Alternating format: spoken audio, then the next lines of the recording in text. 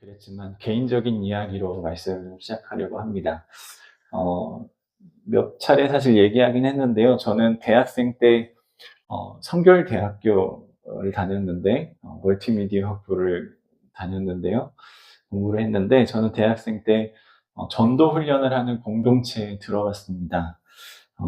왜 그랬는지 잘 모르겠지만 뭔가 마음에 감동이 있었던 것 같습니다. 공동체에 들어가니까 저만 일반 학부고 다 신학생들이더라고요. 나중엔 감사하게도 그 공동체의 리더 역할까지 맡게 되기도 했지만 제 마음 한편에는 늘 지워지지 않는 어떤 생각이 있었습니다. 그게 뭐였냐면 나는 많이 부족하다, 이 생각이에요.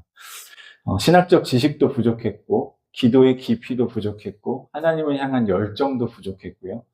뭔가 사람을 바라보는 통찰도 그 신학생 분들, 어떤 분들은 또 전도사님이셨고, 이런 분들에 비하면 너무나 부족하고 모자라 보였습니다. 그래서 리더가 돼서 사역을 하면서도 굉장히 늘 어딘가 위축되어 있고, 마음속에는 항상 이전 리더십과 저를 항상 비교하면서 스스로를 그렇게 괴롭혔던 것 같아요. 근데 시간이 흘러서 지금은 이제 목사가 되었습니다. 학교에서 학교에 들어가게 되었고, 학교에서도 학생들을 가르치고 학생들을 향해 설교도 하고 있고요. 때로는 이렇게 주일 예배 강단에 서서 말씀을 전하기도 합니다. 그런데 신기하게도 오래전부터 있었던 제 안에 그 마음이 여전히 사라지지 않습니다. 이 목회에 전념하시는 분들 만나서 대화를 하다 보면요. 어떻게 저렇게 사실까? 나는 때때로 이 업무에 너무 매여 있어가지고, 너무 이 목사라는 타이틀을 갖기에 너무 부족한 건 아닌가 하는 생각도 들고, 또 평생 선교지에서 헌신하시는 선교사님들을 만나서 이렇게 대화를 하다 보면, 저분들에 비해서 나는 진짜 너무 편한 삶을 살고 있는 것 같다. 편하게 신앙생활하고 있는 것 같다는 생각이 듭니다. 그러다 보니까 저도 모르게 제 마음 가운데 이런 스스로 저도 모르게 이런 낙인을 찍혀 있더라고요. 나는 이 B급 신앙인이다. B급 사역자다. 물론 머리로는 너무 잘 압니다. 하나님은 어떤 사람을 등급으로 나누지 않으신다라는 것을, 구원은 복음을 믿음으로 이루어진다라는 것도 아는데, 이상하게도 자꾸 제 마음에서는 제 안에 자꾸 등급을 매기고 있더라고요. 그러던 어느 날 문득 이런 생각이 들었습니다. 나는 지금 하나님을 믿고 있는 건가? 아니면 하나님 앞에서 어떤 성적표를 관리하고 있는 건가? 라는 생각을 해보게 됐는데, 이게 저만의 문제는 아닐 수 있겠구나 하는 생각이 들었습니다. 아마 성도님들도 비슷한 생각을 가져보신 적이 있지 않으신지요? 이 기도를 많이 하는 사람을 보면요, 괜히 작아지고, 교회에서 여기저기 헌신하며 섬기고 봉사하는 분들 보면은, 왜 나는 저렇게 하지 못할까 하는 마음이 들기도 하고요.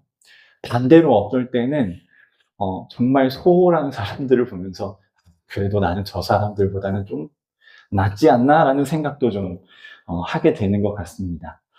우리는 마음속에서 끊임없이 어떤 신앙의 성적표를 자꾸 만들어가지고 계산하며 살아갑니다. 그런데 이 비교가 우리 안에 시작되고 우리 마음속에 어떤 신앙적 또는 어떤 성적표가 딱 시작되는 순간 신앙생활이 영혼의 쉼이 되고 평강이 되고 안식이 돼야 되는데, 이게 참 시험이 되고 테스트가 되는 것 같아요. 저는 이제 학교에 있다 보니까 고등학생들 참 많이 보잖아요. 옆에서 보면서 제가 너무 안타까운 건 뭐냐면은, 영혼이 안타깝다. 물론 이것도 그렇지만, 고등학생들의 삶을 보면 수행평가 끝나면 지필평가 있고요.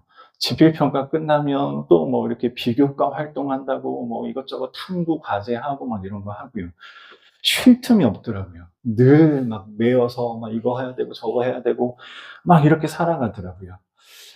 이런 학업의 많은 과제들 사이에서 끊임없이 경쟁하면서 등급으로 나눠지는 스트레스에 괴로워하는 모습을 옆에서 보면서, 참 정말 쉽지 않겠다. 너무 괴롭겠다. 그런 생각을 참 많이 하는데, 이게 학생들만의 문제는 아닐 수 있겠구나. 어쩌면 신앙인 우리들의 문제가 될 수도 있겠구나 합니다. 오늘 본문이 바로 저는 그 마음을 향하고 있다고 생각합니다. 이 갈라디아서는요, 단순히 율법으로 구원을 받느냐, 믿음으로 구원을 받느냐 설명하는 물론 신학 교과서이기도 한데요. 이 바울은 인간이 왜 그렇게까지 자기 의를 붙들려고 하는지, 은혜를 믿는다고 하면서도 자꾸 자기의 성실함으로, 자꾸 나의 노력으로 돌아가려고 하는지를 날카롭게 보여주고 있습니다. 오늘 본문의 중심에 있는 한 사람이 있는데요. 제가 늘 PPT를 만들어 놓는데 늘 안 나오긴 해요. 네, 중심에 있는 한 사람이 있는데요.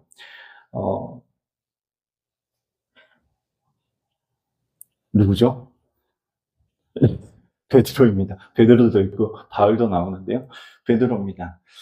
베드로는 원래 이방인 성도들과 오늘 말씀을 보면 거리낌 없이 식탁 교제와 앉아서 식사를 하고 있었습니다. 그런데 예루살렘에서 몇몇 유대인들이 유대인 그리스도인들이 안디옥에 도착하자 그 사람들이 들어온 걸 딱 봤을 때 베드로의 뭔가 태도가 이상해지고요. 갑자기 일어나더니 자리를 피하는 모습을 봅니다. 그리고 그 일어나 피하는 모습을 누가 봤죠? 바울이 봤습니다. 그래서 바울이 그 모습을 보죠. 조금 실망했다고 말하지 않고 다 모여있는 자리에서 호되게 책망합니다. 베드로는 예수님의 수제자였고 그 당시 교회의 탑 리더십이었는데요. 이 바울이 책망을 하죠. 오늘 11절 본문에 보면요. 제가 넣었는지 모르겠네요. 네. 11절인데 12절이라고 해놓고 11절을 넣어놨네요. 네, 같이 한번 읽어볼까요? 시작. 야고보에게서 온 어떤 이들이 이르기 전에 게바가 이방인과 함께 먹다가 그들이 오매 그가 할례자들을 두려워하여 떠나. 네. 이 전에 11절 말씀을 보면요. 안 넣어놨네요. 책망할 일이 있기로 내가 그를 대면하여 책망하였다라고 바울이 말합니다. 바울이 베드로를 책망했는데 뭘 그렇게 잘못했을까요? 같이 밥 먹다가 자리를 피한 일이 이렇게까지 욕을 먹어야 되는 심각한 문제였을까? 그 당시 유대인들의 식사는 단순히 배고픔을 해결하는, 끼니를 해결하는 자리가 아니라 이 누구와 함께 식탁에 앉아 있는가는 나는 누구와 같은 공동체인가, 나는 어디에 속해 있는 건가를 보여주는 행동이었습니다. 그래서 우리가 알고 있듯이 예수님도 죄인들과 식사를 같이 하셨죠. 그때 바리새인들이 그렇게 민감하게 반응했었던 것을 우리는 복음서에서 봐서 알 수 있습니다.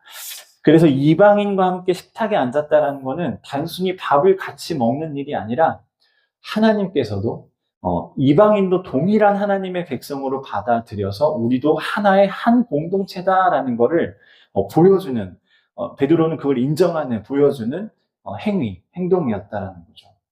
근데 왜 갑자기 자리를 피했을까? 오늘 본문은 짧게 이유를 설명하는데 지금 읽었어야 되는데요. 실수했습니다. 이렇게 설명합니다. 야고보에게서 온 어떤 이들이 이르기 전에 게바가 이방인과 함께 밥을 먹다가 그들이 오매 그가 할례자들을 두려워하여 떠나 물러갔다라고 얘기합니다. 갈라디아서에서 바울은요, 야고보로부터 온 그 유대인 그리스도인들을 할례자다라는 또 다른 표현으로 부르고 있습니다. 그런데 이 한 단어에는 정말 많은 역사가 담겨 있는데요. 우리는 쉽게 생각할 수 있잖아요. 아니, 예수님도 이제 믿기 시작했는데 왜 아직도 이런 할례와 같은 율법들을 붙들고 있는 걸까? 있었을까? 하지만 유대인 입장에서 생각해보면 조금 이야기가 달라집니다. 처음에는 유대인들이 못돼서 그래, 잘 어리숙해서 그래, 그냥 쉽게 이렇게 생각하다가 가만히 묵상해 보니까요, 유대인들에게 할례와 같은 율법은 단순한 규칙이 아니었던 거예요. 그들의 역사였고 민족 정체성이었습니다.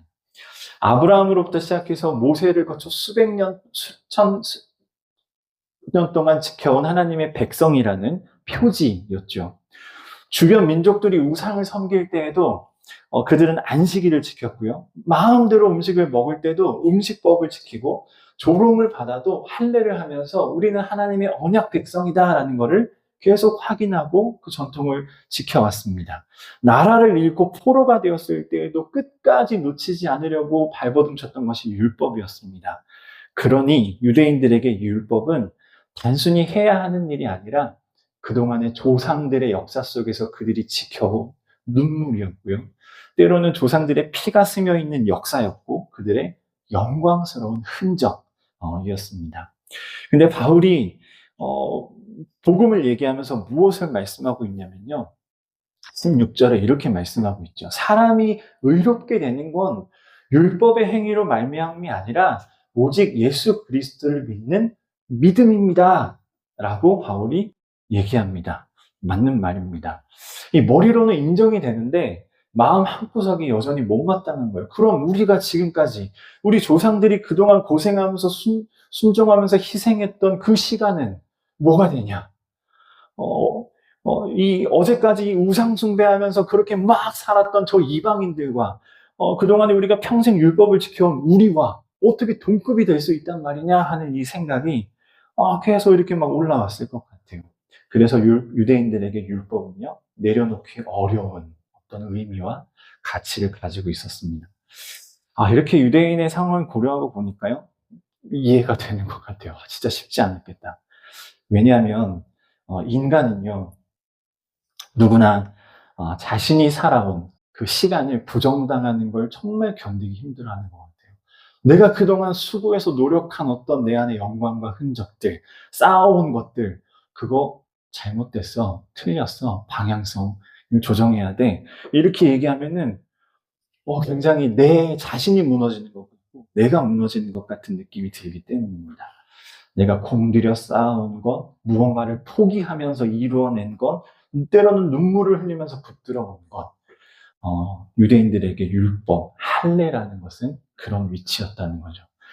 그것이 아무 근거도 될 수 없다라고 말하면 머리로는 알겠는데 이 마음이 받아들여지지 않는 겁니다. 어쩌면 이 유대인 그리스도인들, 오늘 할례자라고 호칭하는 이 사람들은 복음을 거부한 게 아니라 복음도 중요해. 알겠는데,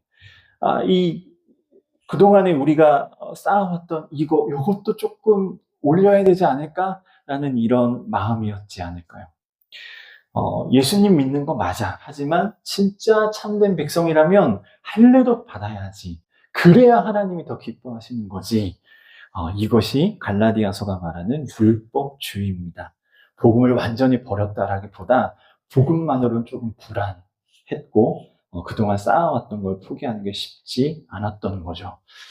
오늘 이방인들과 식탁교제를 하다가 했다라는 거는 사실 베드로에게 있어서도 굉장히 큰 변화였을 겁니다. 그 베드로도 유대인이었잖아요. 우리가 사실 베드로도 이미 사도행전의 말씀을 보면요. 하나님으로부터 아주 특별한 훈련을 받은 사람입니다. 사도행전 10장 11장을 보면요. 하나님께서 환상 가운데 온갖 부정한 짐승이 담긴 큰 보자기를 내려주시는 이야기 기억나시죠? 이렇게 얘기하셨죠. 하나님이 환상 속에 베드로야 일어나 잡아먹어라 라고 얘기합니다. 베드로가 단호하게 얘기하죠. 주여, 그럴 수 없습니다. 속되거나 깨끗하지 아니한 것 결코 내 안에 들어간 일이 없습니다. 먹을 수 없습니다. 라고 이렇게 답변합니다. 참 신기한 거는 베드로는 일어나 잡아 먹어라 라는 이 음성에 주여 라고 응답했습니다. 그런데도 거절합니다. 왜 그랬을까요? 마찬가지로 그에게 율법은 음식은 단순한 어떤 식습관의 문제가 아니었기 때문이죠. 베드로가 평생 하나님 앞에 열심으로 살아왔다는 걸 드러낼 수 있는 너무나 소중한 흔적이었던 거예요. 이걸 지키기 위해서 베드로가 얼마나 노력했을까요? 잘 살아왔다는 어떤 신앙적 자부심의 성적표였던 거죠. 그런데 하나님이 갑자기 그 흔적을 바로 지워버리시려고 하는 거예요. 성적표를 의지하지 말라고 하십니다.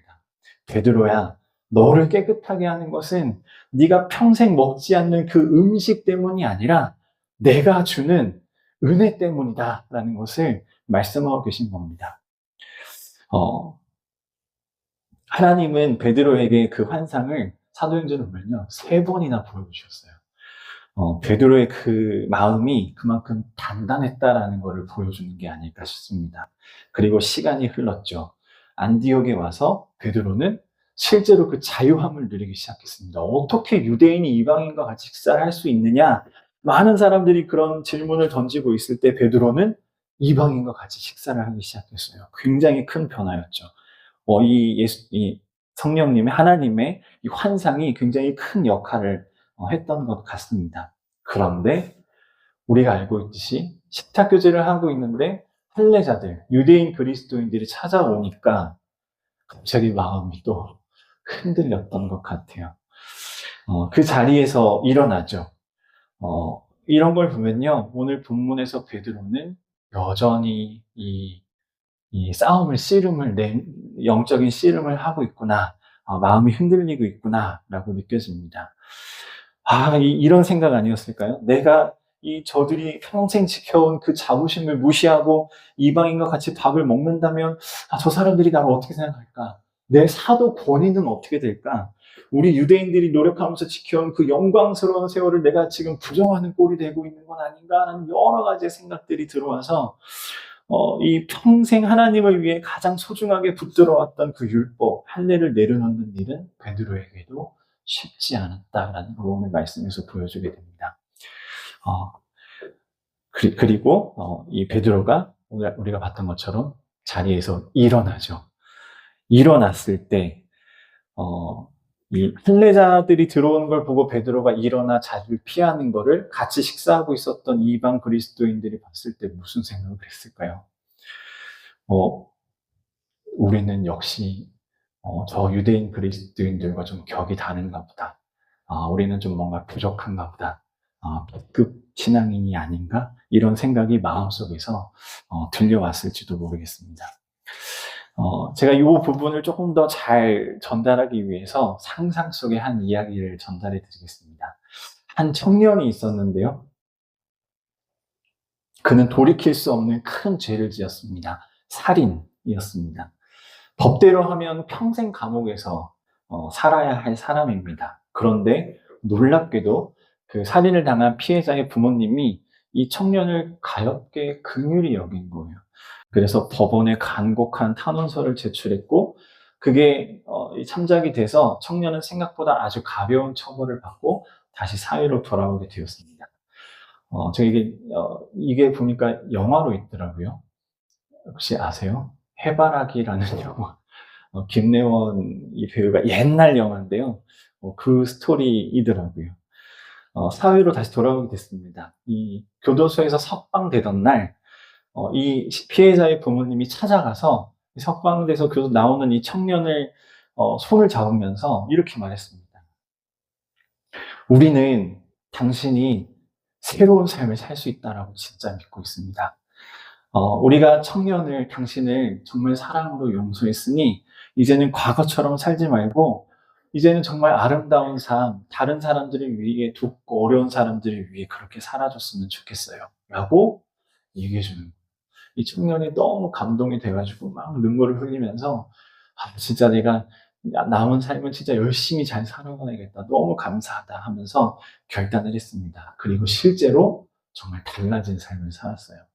밤낮 없이 소외된 이웃을 돌보고 자신의 시간과 물질을 아낌없이 쏟아부으면서 평생을 그렇게 헌신했습니다. 그런데 세월이 흐르면서 평생을 수고하며 헌신하다 보니까 이 청년의 마음에 묘한 변화가 한 가지 생기기 시작하는데요.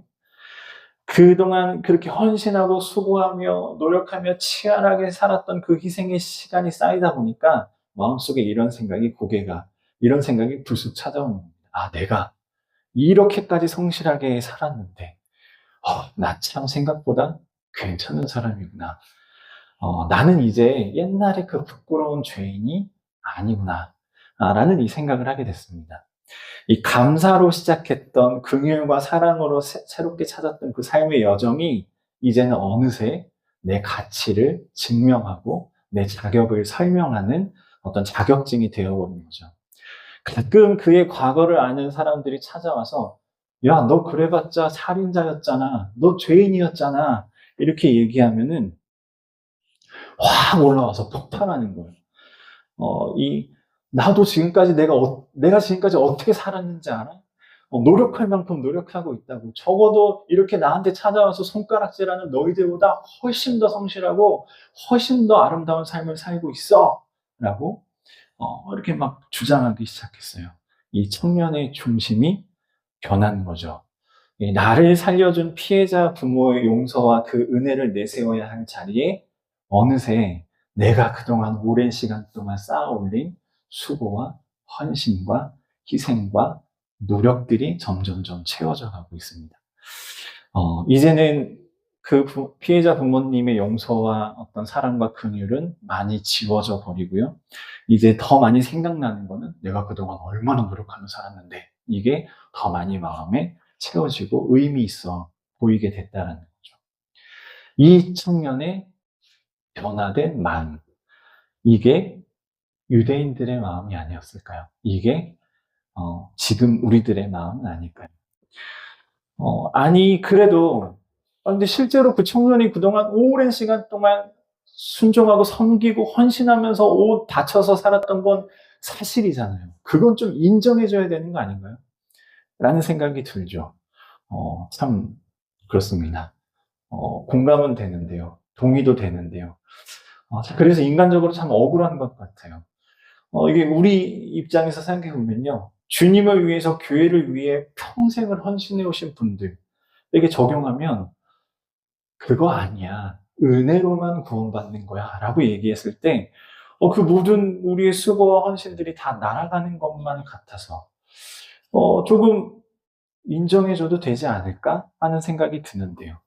유대인들이 느꼈던 이 섭섭함이, 불만이, 바로, 이것이었습니다. 그래, 우리에게 예수님 은혜가 필요한 건 맞는데, 그동안 우리 조상들과 우리가 지켜온 이 율법, 이 정말 수고하며 살아온, 노력하며 살아온 이 세월도 좀 존중해줘야 되는 거 아니야?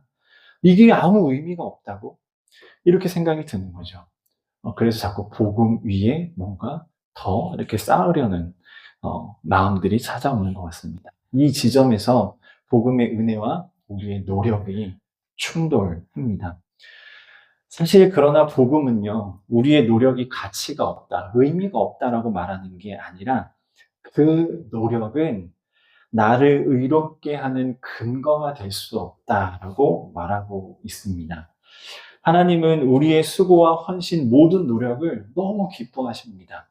심지어는 성경에 작은 자에게 냉수 한 그릇 주는 것도 주님이 기억하신다라고 하셨습니다. 문제는 하나님께서 우리의 노력을 사랑의 열매로는 기뻐하시지만 사랑받을 자격의 조건으로는 인정해 주시지 않는다라는 거죠. 하나님이 우리의 노력을 자격증으로 인정하지 않으시는 진짜 이유는 그거 무의미해, 가치 없어가 아니라 우리의 영혼을 보호하시기 위함입니다. 왜냐하면 은혜가 중심이 된 삶을 살아가지 않고 노력으로 인한 인정이 중심이 되는 삶을 살다 보면 우리는 그때부터 우리 영혼은 망가져가기 시작하기 때문이죠. 만약 하나님이 우리 노력을 점수로 매기기 시작하신다면 우리 신앙생활은 어떻게 될까요? 그 순간부터 우리는 또 성적표를 꺼내서 자꾸 확인하면서 살아가야 합니다. 오늘 나는 몇 점이었지? 라는 생각. 이게 불안감으로 찾아오게 되고요. 이게 열심히 안 산 것 같고 하나님이 나를 인정해주지 않는 것 같아서 불안함이 있는데 해소가 안 되면 우리 시선을 나보다 못한 사람으로 이렇게 자꾸 찾아보게 되는 거죠. 그래도 저 사람보다는 내가 좀 낫지 하면서 거기에서 만족을 누리며 살아가는 우리의 마음과 우리의 영이 됩니다. 은혜에 대한 감사함으로 시작해서 애써 흘린 그 아름다운 헌신의 세월이 갑자기 순식간에 나를 증명해야 하는 숨막히는 성적표로 변질이 될 때, 우리 영혼을 갉아먹게 됩니다. 제가 또 안 넘겼어요. 네, 오늘 그래서 바울이 2장 16절에서 이렇게 얘기합니다. 같이 한번 읽어볼까요? 시작. 사람이 의롭게 되는 것은 율법의 행위로 말미암음이 아니요 오직 예수 그리스도를 믿음으로 말미암은 줄 알므로 우리도 그리스도 예수를 믿나니 이는 우리가 율법의 행위로서가 아니고 그리스도를 믿음으로써 의롭다함을 얻으려 함이라. 율법의 행위로서는 의롭다함을 얻을 육체가 없느니라 라고 말씀하고 있는 거죠. 여기서 율법의 행위를 우리의 노력으로 바꿔서 읽으면 이렇게 됩니다. 제가 한번 읽어보겠습니다. 사람이 의롭게 되는 것은 우리의 노력으로 말미암음이 아니요 오직 예수 그리스도를 믿음으로 말미암는 줄 알므로 우리도 그리스도 예수를 믿나니 이는 우리가 우리의 노력으로서가 아니고 그리스도를 믿음으로써 의롭다함을 얻으려 함이라. 우리의 노력으로서는 의롭다함을 얻을 육체가 없느니라 라고 말씀하고 있는 것입니다. 그러니까 내가 오늘 얼마나 잘 살았는가, 얼마나 완벽했는가, 얼마나 대단한 봉사를 하고 섬김을 하고 순종을 했는가, 무언가 했는가 라는 기준으로는 하나님 앞에 합격증, 어떤 통과할 자격증을 받아낼 육체가 단 한 사람도 없다는 것입니다. 사실 그래서 예수님이 오신 거죠. 오직 예수 그리스도를 믿는 믿음, 그 완전한 은혜 외에는 우리가 하나님 앞에 괜찮아, 인정해 라고 인정받을 길이 전혀 없습니다. 바울은요, 여기서 멈추지 않고 갑자기 내가 하면서 자기 이야기를 꺼냅니다. 우리가 너무나 잘 알고 있는 말씀이죠. 이것도 같이 한번 읽어보겠습니다. 시작. 내가 그리스도와 함께 십자가에 못 박혔나니 그런즉 이제는 내가 사는 것이 아니요 오직 내 안에 그리스도께서 사시는 것이라. 이제 내가 육체 가운데 사는 것은 나를 사랑하사 나를 위하여 자기 자신을 버리신 하나님의 아들을 믿는 믿음 안에서 사는 것이라. 아멘. 바울이 왜 갑자기 자기 이야기를 할까요? 왜냐하면 사도 바울 자신이 누구보다도 성적표에 목숨을 걸었던 사람 중에 한 명이었기 때문이라고 생각합니다. 바울은 세상의 기준과 이 종교의 시험지 앞에서 아마 교회에서 바라보면요, 늘 100점짜리 신앙이었을 거예요.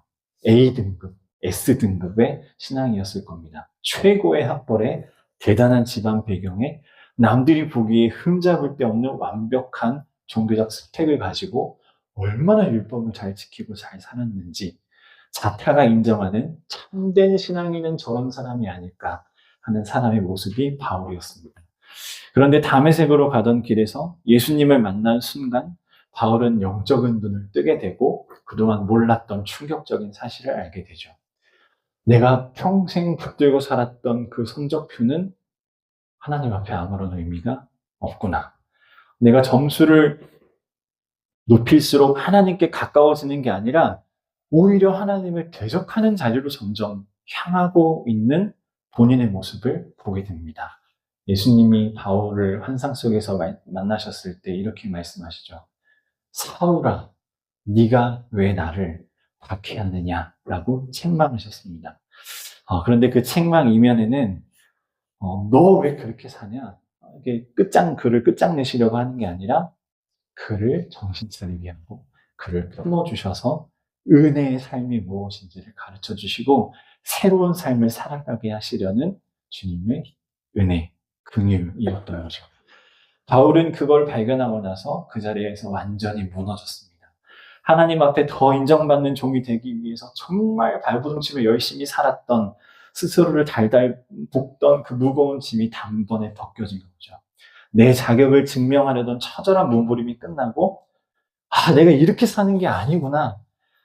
나를 살리신 그 은혜로 살아가는 거구나 하면서 오늘의 2장 20절. 이제는 내가 사는 것이 아니요 오직 내 안에 그리스도께서 사시는 것이구나 라는 것을 경험적으로 고백했다는 거죠. 요즘 매일 성경으로 고린도전서 묵상을 계속 해가고 계시죠. 며칠 전에 바울의 이런 고백이 있었는데요. 나는 사도 중에 가장 작은 자라. 나는 하나님의 교회를 박해하였으므로 사도라 칭함받기를 감당하지 못할지니라. 그러나 내가 나 된 것은 하나님의 은혜로 된 것이니 내게 주신 그의 은혜가 헛되지 아니하여 내가 모든 사도보다 더 많이 수고하였으나 내가 한 것이 아니요 오직 나와 함께 하신 하나님의 은혜로라 라고 고백합니다. 이 말씀을 따라 정말 많은 찬양들이 작사 작곡되었던 것 같아요. 가장 먼저 떠오르는 찬양이 있으신가요? 저는 이 말씀을 보면 항상 그 찬양 있잖아요. 나의 나 된 것은 다 하나님 은혜라. 한량없는 은혜 이렇게 넘어가는 찬양이 늘 떠오르는데 이제는 찬양으로도 너무 익숙하고 말씀으로도 너무 익숙해서 우리에게 굉장히 이제 익숙한 말씀이 되었고 익숙한 고백이 되었지만 정말 내가 수고하고 노력한 게 아니라 하나님의 은혜로 정말 나는 여겨지고 있는가를 진지하게 질문해 보면요. 이게 시원하게 답변하기가 쉽지 않습니다. 우리는 너무 자주 은혜를 잊어버리고 내 노력으로 신앙생활 할 때가 많기 때문입니다. 사실 오늘 본문 베드로와 할례자들의 이야기는 우리 모두의 이야기이기도 하고요. 저의 이야기이기도 합니다. 가끔 이렇게 소그룹 모임이나 이렇게 기도학교 이제 이런 모임에서 각기 짝을 이루어서 이렇게 나누는 시간을 갖게 되면 예전에도 이제 그런 모임을 종종 가지면요. 그런 얘기들을 했는데요.